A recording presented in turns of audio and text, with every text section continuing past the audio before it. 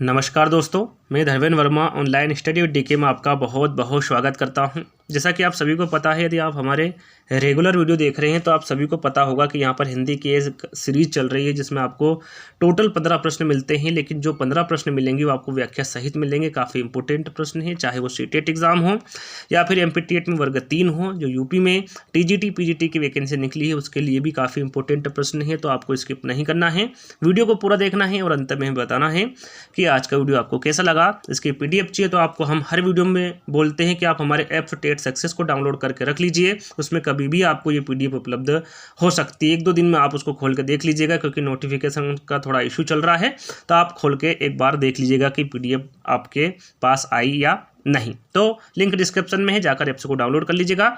साथ ही साथ अभी तक हमारे सेकंड चैनल मेरा घर मेरा स्कूल को सब्सक्राइब नहीं किया तो सब्सक्राइब कर लीजिएगा।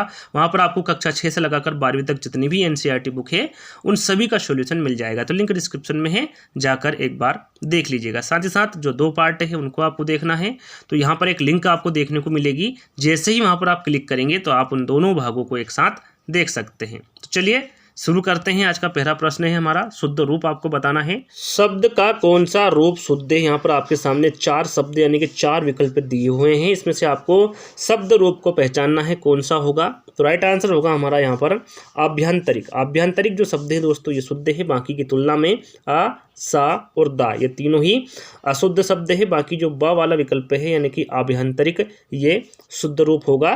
तो यहाँ पर राइट आंसर हमारा बा वाला होगा। यदि यहाँ पर पूछा जाए कि आभ्यंतरिक का संधि विच्छेद क्या होगा और आभ्यंतरिक में कौन सी संधि है, यदि इस प्रकार का प्रश्न पूछा जाए तो आपको पता होना चाहिए। देखिए सबसे पहले तो हम इसका संधि विच्छेद करेंगे।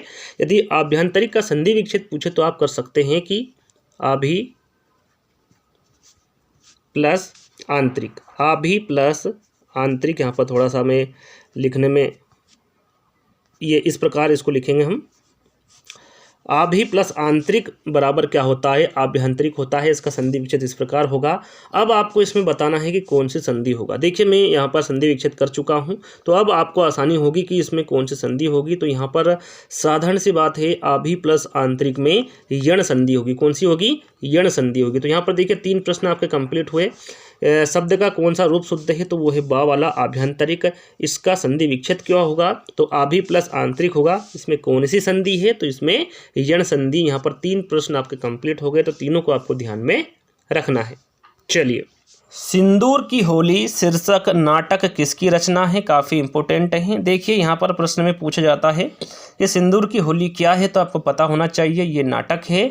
और इसकी रचना किसके द्वारा की गई है, तो ये याद रखना है कि ये लक्ष्मी नारायण मिश्र के द्वारा की गई है। देखिए सिंदूर की होली एक नाटक है और इसके रचनाकार लक्ष्मी नारायण मिश्र है। साथ ही आपसे पूछा जाए कि जो लक्ष्मी नारायण मिश्र हैं, जो नाटककार हैं, ये किस युग के हैं, तो याद रखिएगा ये प्रसाद युग के नाटककार है। जो लक्ष्मी नारायण मिश्र हैं ये प्रसाद युग के नाटककार है। साथ ही साथ और भी इन्होंने नाटक लिखी, जैसे कि अशोक, सन्यासी, आधी रात, मुक्ति का रहस्य, राक्षस का मंदिर, राजयोग, अपराजित और चक्रव्यूह। ये सभी इनकी प्रमुख नाटक है लक्ष्मी नारायण मिश्र की। तो इन सभी बातों को आपको ध्यान में रखना है। तो राइट आंसर हमारा यहाँ पर तीसरा वाला होगा। चलिए, काफ़ी इंपॉर्टेंट है प्रश्न है। कौन सी रचना गोस्वामी तुलसीदास जी की नहीं है। इन चारों विकल्पों में से, जैसे कि पार्वती मंगल, श्री कृष्ण गीतावली, रुक्मणी मंगल या फिर जानकी मंगल, इन चारों विकल्पों में से वो कौन सी रचना है जो गोस्वामी तुलसीदास जी की नहीं है, तो याद रखिएगा वो है रुक्मणी मंगल। रुक्मणी मंगल जो रचना है दोस्तों ये तुलसीदास जी की नहीं है। अब बात आती है कि जब ये गोस्वामी तुलसीदास जी की रचना नहीं है तो फिर किसकी है, तो याद रखिएगा ये है नंददास की। किसकी है, नंददास की। रुक्मणी मंगल नंददास की रचना है। बाकी जो तुलसीदास जी हैं उनके बारे में जहाँ तक मुझे लगता है आप सभी को पता होगा कि इनका जो सर्वश्रेष्ठ ग्रंथ है वो रामचरितमानस है, और यह ग्रंथ भारतीय संस्कृति की अमूल्य निधि है। और इसके अतिरिक्त भी दोस्तों इन्होंने जो रचनाएं की है जो कि काफ़ी इंपॉर्टेंट हैं, उनके बारे में आपको पता होना चाहिए, जैसे कि विनय पत्रिका, गीतावली, कवितावली, कृष्ण गीतावली, बर्वे रामायण, पार्वती मंगल, रामलीला नहचू, रामझा प्रश्न, वैराग्य संदीपनी, हनुमान भावुक, ये सभी किसकी रचनाएं हैं? गोस्वामी तुलसीदास जी की, गोस्वामी तुलसीदास जी की। जरूरी नहीं यहाँ पर आपके जो 4 विकल्प दिए गए हैं वो ऐसे के ऐसे ही आपको दिए जाए। जिस प्रकार से मैंने आपको रचनाएं दी है उसमें से किसी भी रचनाओं के बारे में पूछा जा सकता है आपसे, तो इन सभी के बारे में आपको पता होना चाहिए। चलिए, चौथा प्रश्न है, राजा नीरबसिया किस विधा की रचना है? जो राजा नीरबसिया है ये कहानी है, उपन्यास है, नाटक है या फिर कविता है, आपको बताना है इन चारों विकल्पों में से।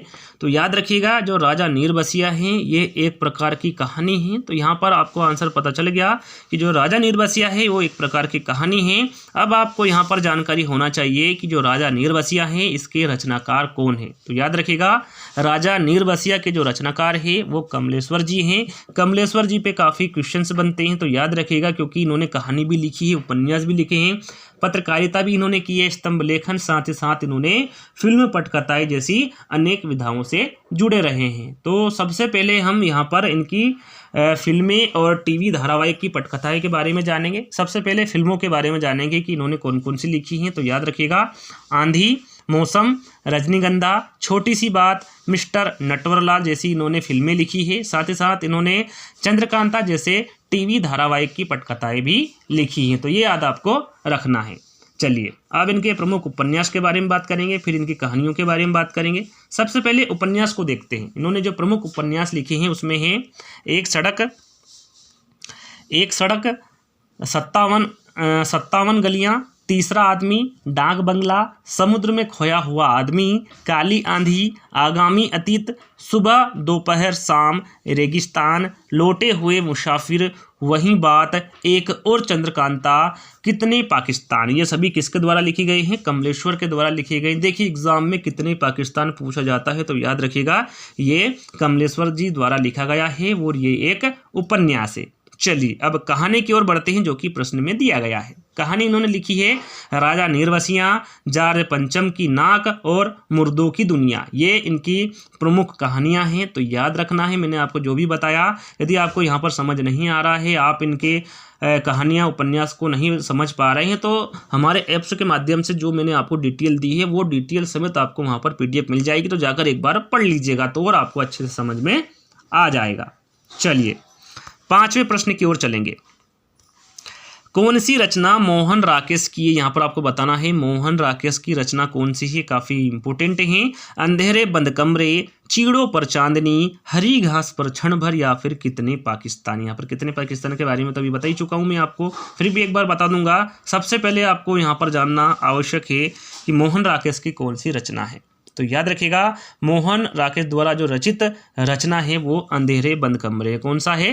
अंधेरे बंद कमरे। तो राइट आंसर हमारा यहाँ पर पहला वाला होगा। चलिए, ये तो पता चल गया हमें कि जो मोहन राकेश है वो अंधेरे बंद कमरे जो रचना है उनके रचिता हैं। अब बात करते हैं कि चीड़ों पर चांदनी, हरी घास पर क्षण भर और कितने पाकिस्तान, ये किसकी रचना है? क्योंकि इसके बारे में भी आपको तो पता होना चाहिए ना। जरूरी नहीं कि मोहन राकेश के बारे में पूछे, यहाँ पर पूछा जाए चीड़ों पर चांदनी जो रचना है ये किसके द्वारा रचित है, हरी घास पर क्षण भर ये किसकी रचना है, कितने पाकिस्तान ये किसकी रचना है, तो इसके बारे में भी आपको पता होना चाहिए। चलिए, चीड़ों पर चांदनी की बात करते हैं, ये किसकी रचना है? तो याद रखिएगा, ये निर्मला वर्मा द्वारा लिखी गई है। हरी घास पर क्षण भर ये अज्ञे द्वारा लिखी गई है। कितने पाकिस्तान के बारे में आपको बता चुका हूँ, ये कमलेश्वर द्वारा लिखी गई है। चलिए, अब हम बात करते हैं कि जो मोहन राकेश है इनके द्वारा जो लिखी गई कहानियां हैं वो कौन कौन सी है, जो इम्पोर्टेंट हैं उन्हीं के बारे में बात करेंगे। फिर नाटक के बारे में बात करेंगे और एकांकी के बारे में भी हम इनके बारे में बात करेंगे। चलिए, कहानी के रूप में भी इन्होंने जो लिखी गई कहानियां हैं वो है मलबे का मालिक, एक और जिंदगी, जानवर और जानवर, परमात्मा का कुत्ता, खोया हुआ शहर, ये सभी इनकी प्रमुख कहानी हैं। चलिए, अब नाटक के बारे में जान लेते हैं कि इनकी जो प्रमुख नाटक है वो किस प्रकार है। आषाढ़ का एक दिन, लहरों के राजहंस, आधे अधूरे, पैरों तले की जमीन इत्यादि, ये सभी इनकी इम्पोर्टेंट नाटक है। और एकांकी में भी इनका काफ़ी योगदान है, तो उनके बारे में भी आपको जानना आवश्यक है। जैसे कि अंडे के छिलके, प्यालियाँ टूटती है, सिपाही की माँ, छतरिया बहुत बड़ा सवाल, ये सभी इनकी एकांकी है जो कि काफ़ी इम्पोर्टेंट हैं। तो इन सभी के बारे में आपको जानकारी होना चाहिए। तो राइट आंसर मैं बता ही चुका हूँ, यहाँ पर पहला वाला होगा। तो यहाँ पर अगले प्रश्न की ओर बढ़ेंगे। दो मकानों के बीच की जो गली होती है उसे क्या कहते हैं? आप जहाँ पर रहते होंगे, साधारण सी बात है, वहाँ पर गली होगी। आपको ज़्यादातर जो बच्चे हैं उनको अभी तक नहीं पता होगा कि जो बीच की जो गली है जहाँ पर हम रह रहे हैं उसे क्या कहते हैं। इसके बारे में आपको जानना आवश्यक है, क्योंकि आपको यहाँ पर एक शब्द में आंसर देना है। तो याद रखिएगा, जो दो मकानों के बीच की जो गली होती है उसे अंतरिका कहते हैं। क्या कहते हैं? उसे अंतरिका कहते हैं। दो मकानों की जो बीच की गली होती है उसके लिए एक शब्द अंतरिका होता है। तो इस प्रकार के जो प्रश्न होते हैं उनका आंसर आपको पता होना चाहिए, क्योंकि ये नॉर्मली प्रश्न है। तो यहाँ पर राइट आंसर हमारा सा वाला होगा। चलिए अगला प्रश्न है, आधी रात का समय के लिए आपको एक शब्द बताना है। आपको पता है कि आधी रात हो चुकी है। यदि आपसे पूछा जाए कि इसको एक शब्द में बताइए तो आप क्या बताएंगे? सबसे पहले आपको आंसर देना है कमेंट्स में, उसके बाद तो मैं आपको इसका आंसर बता ही दूंगा, लेकिन आपको पता है या नहीं आपको कमेंट्स के माध्यम से बताना है। तो यहाँ पर देखिए, आधी रात का समय के लिए आपको एक शब्द बताना है। यामिनी है, निशित है, विभावरी है या फिर सरवरी है। जहाँ तक मुझे लगता है आपने आंसर दे दिया होगा कमेंट्स के माध्यम से। मैं इसका आंसर बताता हूँ आपको, निशित। याद रखिएगा, जो आधी रात का समय के लिए एक शब्द होगा वो निशित होगा। क्या होगा? निशित। निशित एक शब्द होता है आधी रात के समय के लिए। तो राइट आंसर हमारा यहाँ पर बा वाला होगा। चलिए, काफ़ी इंपॉर्टेंट प्रश्न है, एग्जाम में पूछा गया है। प्री प्रवास किसकी काव्य कृति है? जो प्री प्रवास है ये किसके द्वारा लिखी गई है, किसकी काव्य कृति है? काफ़ी इंपॉर्टेंट कृति है। मैथिली शरण गुप्त की है, अयोध्या सिंह उपाध्याय हरिओत की है, श्रीधर पाठक की है या फिर रामधारी सिंह दिनकर की है? तो याद रखिएगा, जो प्री प्रवास है दोस्तों, यहाँ जो काव्य कृति है ये अयोध्या सिंह उपाध्याय हरिओत की काव्य कृति है। तो राइट आंसर हमारा यहाँ पर कौन सा होगा? बा वाला होगा। साथ में एक और इनकी दोस्तों जो प्रसिद्ध काव्य कृति है उसके बारे में भी आपको पता होना चाहिए। एक तो हो गया प्री प्रवास, जो कि काफ़ी इनकी पॉपुलर काव्य कृति है। साथ ही एक और है वैदेही वनवास। याद रखिएगा, यदि वैदेही वनवास के बारे में पूछे कि किसके द्वारा ये लिखी गई काव्य कृति है, तो वो भी अयोध्या सिंह उपाध्याय हरिओत के द्वारा ही लिखी गई काव्य कृति है। दोनों ही मोस्ट इंपोर्टेंट हैं, दोनों ही पॉपुलर हैं, तो इन दोनों के बारे में आपको पता होना चाहिए। तो यहाँ पर राइट आंसर मैं आपको बता ही चुका हूँ, बा वाला होगा। अगला प्रश्न है, कौन सी रचना भगवती चरण वर्मा की है? काफ़ी इंपॉर्टेंट प्रश्न है, आपको यहाँ पर बताना है कौन सी रचना है जो भगवती चरण वर्मा की है। चारों मित्रा है, चित्रागंधा है, यहाँ पर चित्रागंधा लिखा हुआ है, चित्रलेखा है या फिर रश्मि रथी है? तो राइट आंसर होगा चित्रलेखा। याद रखिएगा, चित्रलेखा एक उपन्यास है। यदि पूछा जाए चित्रलेखा किस विधा की रचना है, तो ये एक लेखक है और ये पाप और पुण्य की समस्या पर आधारित है। साथ ही साथ देखिए, यहाँ पर आपको पता चल गया कि जो चित्रलेखा है वो भगवती चरण वर्मा की है। आपको पता होना चाहिए साथ ही साथ कि चारों मित्र किसकी रचना है? चारों मित्रा चित्रागंधा किसकी है और रश्मिरथी किसकी रचना है? तो यहाँ पर देखिए, चारों के बारे में बताऊंगा वन बाई वन। तो सबसे पहले चारों मित्रा की बात करते हैं, काफ़ी इंपॉर्टेंट हैं।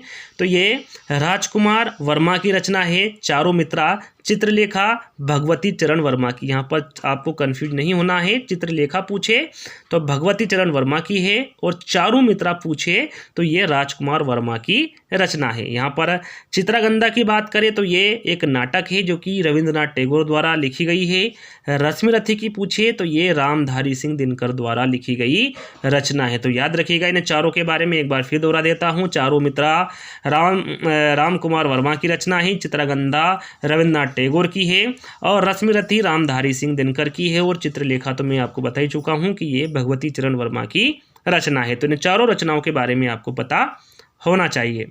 चलिए 10वां प्रश्न है, सिंदूर की होली नाटक के लेखक कौन है? यहाँ प्रश्न रिपीट हुआ है, इसके लिए आपसे माफ़ी चाहते हैं। आप सभी को इसका आंसर मैं बता चुका हूँ कि जो सिंदूर की होली नाटक है इसके लेखक लक्ष्मी नारायण मिश्र है, और इनकी नाटक के बारे में आपको बता चुका हूँ कि कौन कौन सी इनकी नाटक हैं।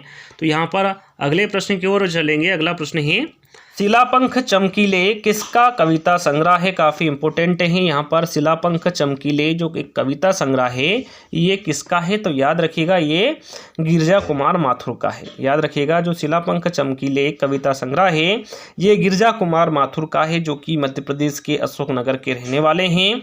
साथ ही साथ देखिए, यहाँ पर इनकी जो प्रमुख कविताएं हैं उनके बारे में या फिर जो प्रमुख रचनाएं हैं उनके बारे में भी आपको पता होना चाहिए। साथ ही साथ आपने एक गीत सुना होगा, हम होंगे कामयाब। आपने ये गीत कहीं ना कहीं तो सुना होगा, क्योंकि ये समूह गान है और ये बहुत प्रसिद्ध गान है। हम होंगे कामयाब ये भी इन्हीं के द्वारा लिखा गया भावांतर गीत है। तो याद रखिएगा, हम होंगे कामयाब किसके द्वारा लिखा गया गीत है, तो याद रखिएगा ये भी गिरजा कुमार माथुर के द्वारा ही लिखा गया गीत है। अब इनकी प्रमुख रचनाएं के बारे में बात करें तो धूप के धान, नाश और निर्माण, मंदार, मंजीर ये भी इनके प्रमुख काव्य संग्रह है। तो याद रखिएगा, जो मैंने आपको बताया उनको आप अच्छे से सुनते चलिएगा, जो कि काफ़ी इंपॉर्टेंट हैं। तो यहाँ पर हम अगले प्रश्न की ओर बढ़ेंगे।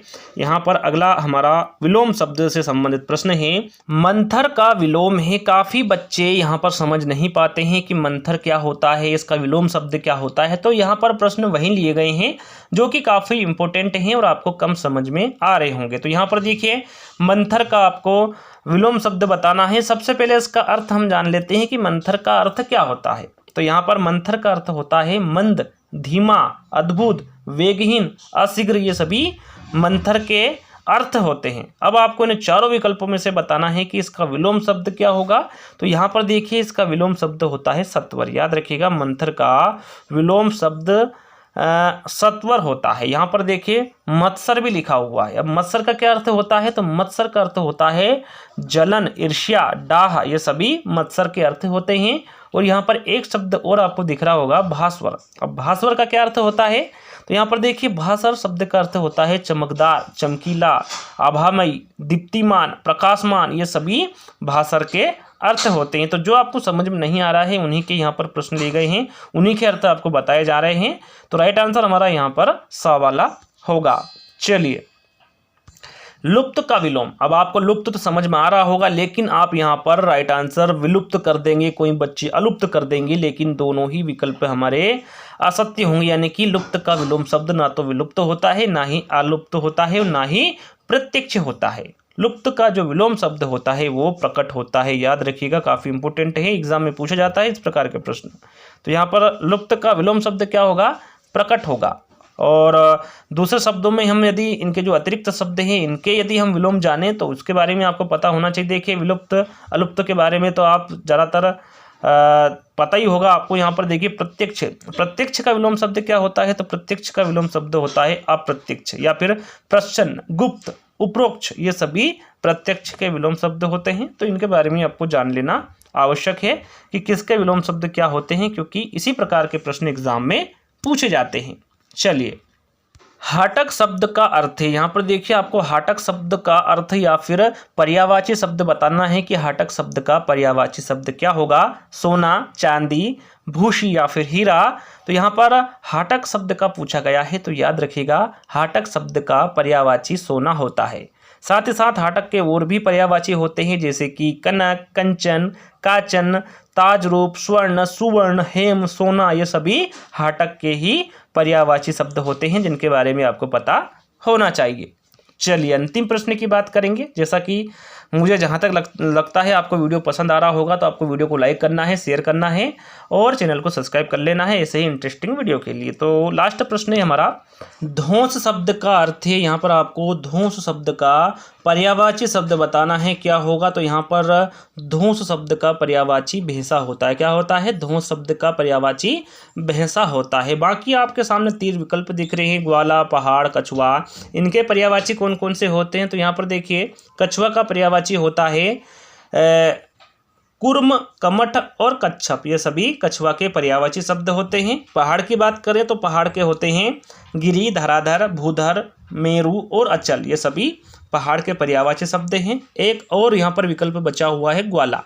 ग्वाला के पर्यायवाची होते हैं गोप, अहिर और गोपालक, ये सभी ग्वाला के पर्यायवाची शब्द है। तो यहाँ पर याद रखिएगा, ध्वंस शब्द का जो अर्थ होता है वो भैंसा होता है।